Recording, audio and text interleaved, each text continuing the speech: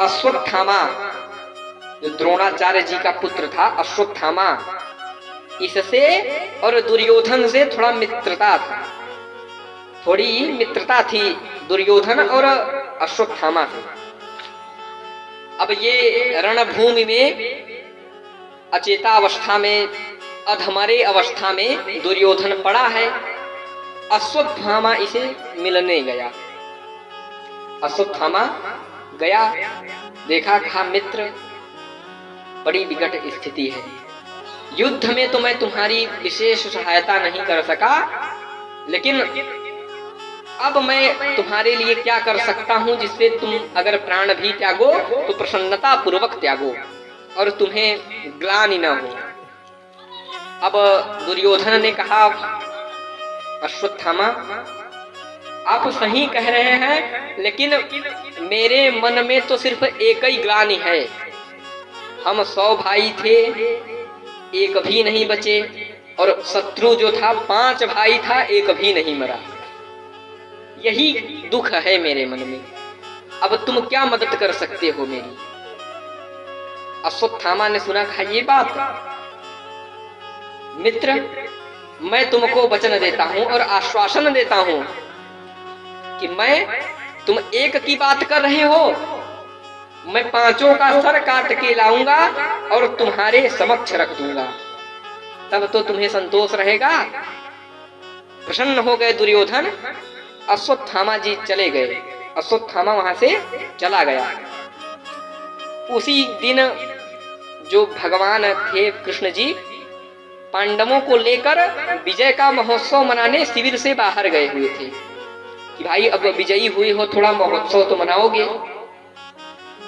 महोत्सव मनाने कहीं बाहर ले गए थे और पांडवों की सैया पर पांडव पुत्र विराजमान थे, जो देखने से अपने ही पिता के समान लगते थे। वो अपने अपने पिता के सैया पर लेटे थे। वो शारीरिक बनावट से पूर्ण रूपेण अपने अपने पिता पे गए थे सब। कोई देखकर ये नहीं पहचान सकता था कि ये कौन है। अब सब अपने अपनी सैया पर जब विराजमान थे, उसी समय अश्वत्थामा ने क्या किया, काका उलूकन न्याय द्वारा आघात किया उन पर। काक उलूकन न्याय समझते हैं? छिप कर वार करना। 5 बच्चे सो रहे थे और अश्वत्थामा उसी समय आया, सोते बच्चों की निर्मम हत्या कर दी। उनका शीश काट के दुर्योधन के समक्ष ले गया 5 सिर और कहा, मित्र दुर्योधन तुम प्रसन्न हो जाओ, तुम एक पांडव की बात कर रहे थे, मैं 5 पांडवों का सिर तुम्हारे सामने लाया हूँ। सोई दुर्योधन प्रसन्न हो गया कि बहुत दिव्य काम किए हो अश्वत्थामा। मन में तो प्रसन्न हो गया, लेकिन जब देखा तो निराश हो गया। कहा, अरे राम राम, तूने ये क्या अपराध कर दिया? मेरी जो है शत्रुता पांडवों से थी, पांडव पुत्रों ने मेरा क्या बिगाड़ा था? वो पहचान गया चूंकि घर का था, तो बोला कि पांडव पुत्रों से मेरी कोई दुश्मनी नहीं थी, तूने निर्मम बालकों की हत्या की।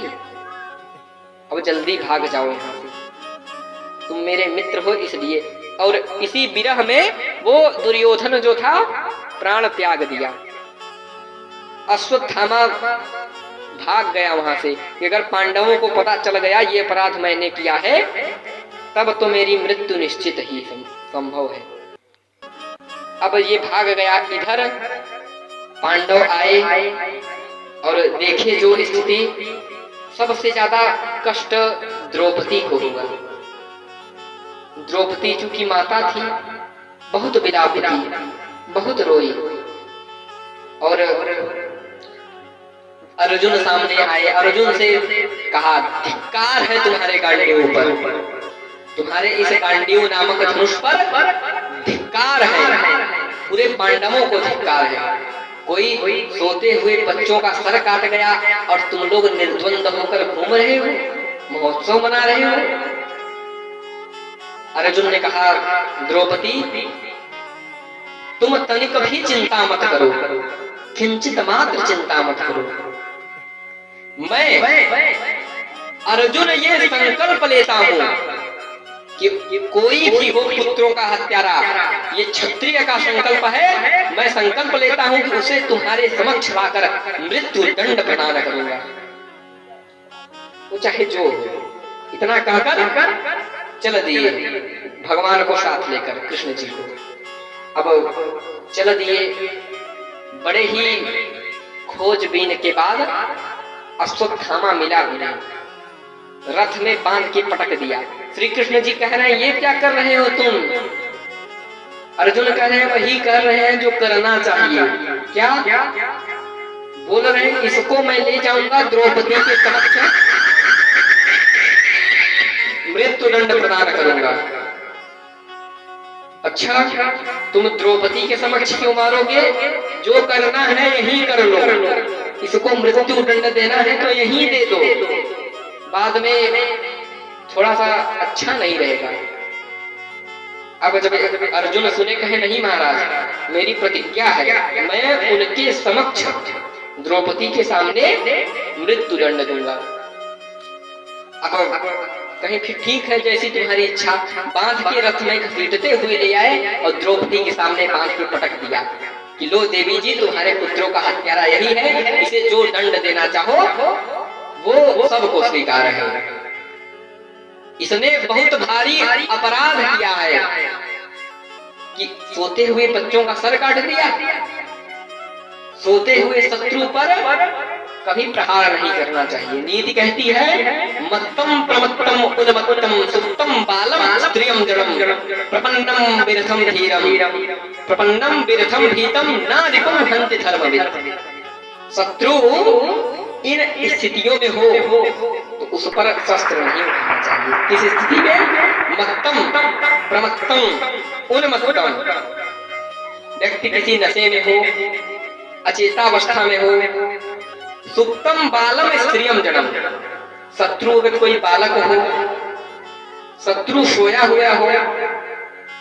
सुप्तम बालम स्त्रियम, स्त्री हो कोई शत्रु, और जड़ मतलब मूर्ख व्यक्ति कोई शत्रु हो तो प्रपन्नम विरथम भीतम, जो विरथ हो अर्थात रथ विहीन हो, शस्त्र विहीन हो, और भीतम डरा हुआ शत्रु, ऐसे शत्रुओं पर धर्मवित्, धर्म के वेत्ताओं को हाथ नहीं उठाना चाहिए। बोलिए जय श्री कृष्ण।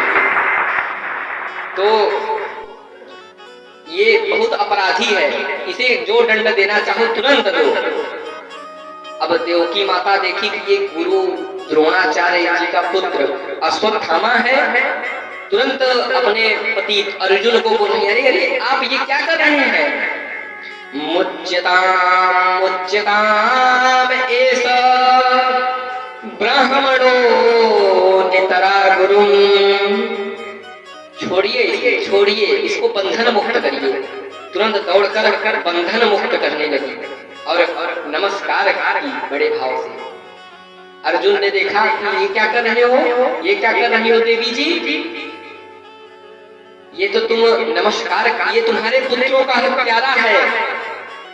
तब द्रौपदी धन्य है, कोई ऐसी माँ होगी कि उसके पुत्रों का हत्यारा उसके सामने हो और वो उसे नमस्कार कर रही हो। लेकिन धन्य है द्रौपदी, कह रही है ये पुत्रों का हत्यारा बाद में है, पहले ये आपके गुरु द्रोणाचार्य जी का पुत्र है। और गुरुपुत्र गुरु भवे, गुरुपुत्र गुरु के समान होता है, इसलिए आप इन्हें मारेंगे, इन्हें दंड देंगे, नमस्कार करिए। अब सब उनकी बात सुनकर गदगद हो उठे श्री धर्म सम्राट युधिष्ठिर जी। कह रहे हैं कि धन्य हो देवी तुम सही कह रही हो भाई, इसने अपराध किया है लेकिन ये ब्राह्मण है और गुरु पुत्र है, इसलिए इसका वध नहीं होना चाहिए, इसको दंड नहीं मिलना चाहिए। अब भीमसेन गदा उठाकर अपनी गरज कर कहे तुम सब भले छोड़ दो, हमारी गदा से ये नहीं बच पाएगा। अब अर्जुन भी कहे कि मेरी प्रतिज्ञा का क्या, मैंने जो प्रतिज्ञा किया है, अरे छात्र प्रतिज्ञा जो है वो भंग हो जाएगा। क्षत्रिय की प्रतिज्ञा